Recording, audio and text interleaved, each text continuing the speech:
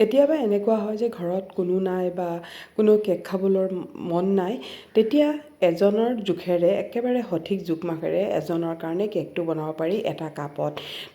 তাকো মই আটাৰে বনাইছোঁ। মই ইয়াত 1 টেবুল স্পুনটো মই ব্যৱহাৰ কৰিছোঁ। 2 টেবুল স্পুন মই আটা লৈছোঁ, তিনিওটা কাপতে আটা লৈছোঁ আৰু মই আধা চামুচ মই চেনি গুড়ি দিছোঁ, কাৰণ মিঠাটো আপোনালোকে মিলাই ল'ব, কাৰণ মই মিঠাটো একেবাৰে কমাই থৈছোঁ। আৰু ইয়াত লৈছোঁ মই মিল্ক পাউডাৰ দিলেও খুব ভাল লাগে কেকৰ হেৰিটো খাবলৈ।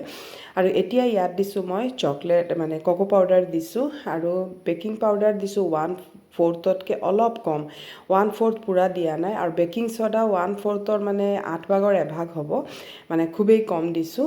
আৰু এতিয়া দি পেলাই শুকান বস্তুখিনি পূৰা ভালকৈ মই মিলাই ল'ম। এই ধৰণে গোটেইখিনি পূৰা ভালকৈ মিলাই ল'ব, যাতে কোকো পাউডাৰ বা বেকিং পাউডাৰ গোটেইখিনি খুব ধুনীয়াকৈ মিলি যায়গৈ। মই বনাইছোঁ এগলেছ কেক আৰু সেইকাৰণে মই ইয়াত একো ব্যৱহাৰ কৰা নাই। আৰু এটা কথা, ইয়াত আপোনালোকে অলপ দৈ ব্যৱহাৰ কৰিব পাৰে যদি থাকে। মোৰ নাছিলে সেইকাৰণে মই ব্যৱহাৰ কৰা নাই। ইয়াত মই 1 টেবুল স্পুন মই ৰিফাইন অইল দিছোঁ আৰু অলপ মই ভেনিলা এচেঞ্চ দিছোঁ, বা ইয়াৰ বদলি আপোনালোকে ইলাচি গুড়িও দিব পাৰে। মই ভেনিলা এচেঞ্চ দিছোঁ। এতিয়া মই গাখীৰ লৈছোঁ। গাখীৰটোৰ মই আন্দাজ দিয়া নাই বাৰু, কাৰণ ময়দা দি বনালে গাখীৰৰ পৰিমাণটো অলপ বেলেগ হয়, আটা দি বনালে অলপ বেলেগ হয়। সেইকাৰণে আপোনালোকে মিলাই ল'ব। আৰু এইটো মানে টেক্সচাৰটো মানে আমি যেনেকৈ কেকত ৰাখোঁ আৰু সেই ধৰণে ৰাখিব লাগিব। আৰু মই আজি তাকো মই পানীতে মানে ষ্টিম কৰিয়ে বনাম কেকটো, কোনো অভেনৰ দৰকাৰ নপৰে। আৰু কেকটো অলপ মানে চকলেটটো অলপ লাইট কালাৰ আহিছিল, সেইকাৰণে মই আৰু অলপ কোকো পাউডাৰ ইয়াত মিক্স কৰিছোঁ।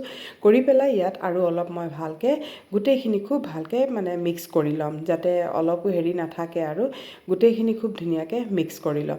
এই ধৰণে এটা কাপতে মানে কেকটো বনাই পেলাই আৰামছে খাব পাৰি এজনে, থাকিও নাযায়, কাৰণ ডাঙৰ কেক বনালে বহুত থাকি যায়। আৰু সেইকাৰণে এই ধৰণে বনাই ল'লে কোনো চিন্তা নাই, লগে লগে শেষো হৈ যাব।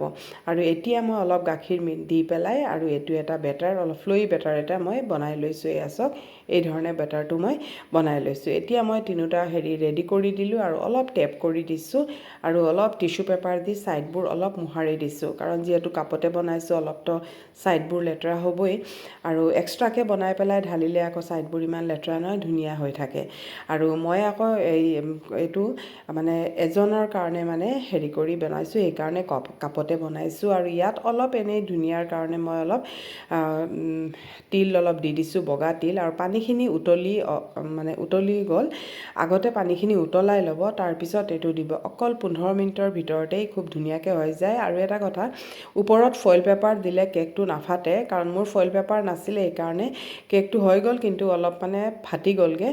আৰু এই ধৰণে ফইল পেপাৰটো দি দিলে, ঢাকন দিলে নহ'ব, কাৰণ পানীটো আহি যাব। সেইকাৰণে ফইল পেপাৰ দিলে বেছি ভাল হয়। আপোনালোকে বনালে ফইল পেপাৰ দি ঢাকি দিব, তেতিয়া কেকটো এই ধৰণে চাওক এটা মানে ক্ৰেক এটা আহিছে, সেই ক্ৰেকটো নাহে। আৰু এয়া চাওক ইমান ধুনীয়া হৈছে। অলপ ঠাণ্ডা হৈছে, হোৱাৰ পিছত মই কাটিছোঁ। চাওকচোন কিমানে ধুনীয়া হৈছে, ইমান স্পঞ্জি আটাৰ কেক হয় তাকো।